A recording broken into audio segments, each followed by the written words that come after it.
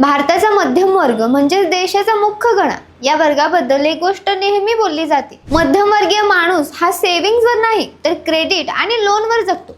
समजा एखाद्या मध्यमवर्गीय व्यक्तीला स्वतःचे हक्काचे घर घ्यायचे असेल, नवीन गाडी घ्यायची असेल, मुलांच्या शिक्षणाची फी भरायची असेल किंवा साधा एक चांगला स्मार्टफोन जरी खरेदी करायचा असेल, तर ती व्यक्ती आधी बचत नाही तर लोन आणि EMI शोधते.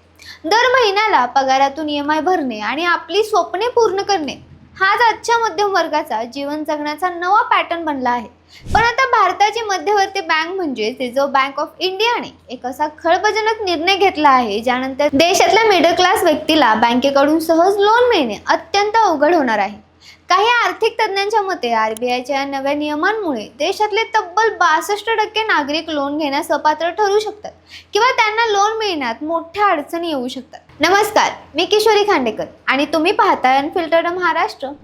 हा विषय समजून घेण्याआधी आजचा मध्यमवर्ग लोनवर कसा अवलंबून आहे हे पाहणे महत्त्वाचे आहे. गेल्या काही वर्षात आपल्या देशात बाय नाव पे लेटर आणि नो कॉस्ट EMI ची क्रेज प्रचंड वाढली आहे. कधी काळी लोक पैसे जमवून वस्तू खरेदी करायचे, पण आज खिशात पैसे नसले तरी क्रेडिट कार्ड किंवा पर्सनल लोनच्या माध्यमातून महागडे फोन्स, लॅपटॉप आणि गाड्या सहज खरेदी केल्या जातात. बँका आणि फायनान्स कंपन्या सुद्धा अगदी काही मिनिटात फक्त पॅन कार्ड आणि आधार कार्डवर लोन मंजूर करत होत्या. या सुलभतेमुळे देशात अनसिक्युअर्ड लोन म्हणजे ज्या कर्जासाठी कोणतीही मालमत्ता किंवा सोने गहाण ठेवणे लागत नाही, त्यांची संख्या प्रचंड वाढली. लोक एका पाठोपाठ एक अनेक लोन घेऊ लागले. RBIच्या मते हा ट्रेंड भविष्यात देशाच्या अर्थव्यवस्थेसाठी एक मोठी धोक्याची घंटा ठरू शकते आणि म्हणूनच RBIने हे कडक पाऊल उचललं आहे. रिझर्व्ह बँकने नक्की काय केले आहे तर RBIने बँका आणि NBFC म्हणजेच फायनान्स कंपन्या यांच्यासाठी रिस्क वेटेज वाढवले आहे. बँकिंगच्या भाषेत सांगायचं तर जेव्हा बँका कोणालाही पर्सनल लोन किंवा क्रेडिट कार्डवर पैसे देतात तेव्हा त्यात पैसे बुडवण्याचा धोका जास्त असतो, कारण ज्या कर्जाच्या बदलात बँकेकडे गहाण ठेवण्यासाठी काहीच नसते. RBIने या अनसिक्युअर्ड लोनवरील रिस्क वेटेज 25% वाढवले आहे. याचा थेट परिणाम असा होतो की आता बँकांना कर्ज देण्यासाठी स्वतःकडे जास्त प्रमाणात बॅकअप फंड ठेवावा लागणार आहे. साहजिकच बँका आता कोणालाही सरसकट कर्ज वाढू शकणार नाहीत. त्यांच्याकडे कर्ज देण्यासाठी उपलब्ध असणारा पैसा मर्यादित होईल, कर्जाचे नियम कडक होतील आणि पर्यायाने व्याजदर वाढतील. आता त्या 62% नागरिकांच्या आकड्यामागचे सत्य समजून घेऊया. RBIच्या या निर्णयामुळे बँका आता कर्ज देताना खूप जास्त चोखंदळ होणार आहेत. पूर्वी ज्या लोकांचा सिबिल स्कोअर थोडा कमी असला तरी बँका काही अटींवर लोन द्यायचा, पण आता तसे होणार नाही.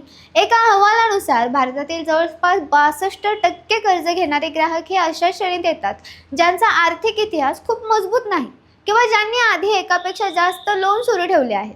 आता बँका अशा ग्राहकांचे लोन अर्ज थेट नाकारू शकतात. याचा अर्थ असा नाही की 62% लोकांना कधीच लोन मिळणार नाही, तर याचा अर्थ असा आहे की त्या 62% लोकांना आता पूर्वीसारखे सहज एका क्लिकवर आणि कमी व्याज दरात लोन मिळणार नाही. RBIच्या या निर्णयाचा आपल्या दैनंदिन जीवनावर प्रामुख्याने 3 मोठे परिणाम होणार आहेत. पहिला म्हणजे पर्सनल लोन आणि क्रेडिट कार्ड लोन महागणार असून ग्राहकांना जास्त व्याजदर मोजावे लागतील. दुसरा परिणाम म्हणजे लोन मिळण्याची प्रक्रिया कठीण होईल. बँका तुमचे उत्पन्न, नोकरीची शाश्वती आणि जुने ट्रॅक रेकॉर्ड्स खूप बारकाईने तपासतील. तिसरा परिणाम सणासुदीच्या खरेदीवर होईल. जिथे इलेक्ट्रॉनिक वस्तू किंवा दुचाकी घेण्यासाठी मिळणाऱ्या छोट्या कन्झ्युमर लोनवर कंपन्या व्याजदर किंवा कमी डाऊन पेमेंटची रक्कम वाढवू शकतात. मात्र एक दिलासादायक बाब म्हणजे RBIने होम लोन, ऑटो लोन आणि एज्युकेशन लोन यांना कडक नियमांमधून वगळले आहे, कारण ही सिक्युअर्ड कर्जे असतात. शेवटी विचार येतो की RBIने आपल्याच नागरिकांसाठी हा निर्णय का घेतला. तर RBIच्या मते हा निर्णय मध्यम वर्गाला आणि देशाच्या अर्थव्यवस्थेलाही एका मोठ्या संकटातून वाचवण्यासाठी घेतला आहे. आजकाल लोक आपल्या आर्थिक क्षमतेपेक्षा जास्त कर्ज घेऊन विखळ्यात अडकत चालले आहेत. जर उद्या एखादी मंदी आली आणि लोकांनी बँकांचे पैसे बुडवले तर देशातल्या बँका कोलमडून पडतील, जसे 2008 मध्ये अमेरिकेत झाले होते. त्यामुळे बँका सुरक्षित राहाव्यात आणि लोकांनी गरजेपुरते कर्ज घ्यावे यासाठी RBIने हे पाऊल उचलले आहे. तात्पुरती अडचण नक्कीच होईल, पण दीर्घकाळासाठी हा निर्णय देशाच्या आर्थिक शिस्तीसाठी फायदेशीर ठरेल. जर तुम्हाला ही माहिती आवडली असेल तर चॅनलला लाईक करा, शेअर करा आणि सबस्क्राईब करायला विसरू नका. धन्यवाद.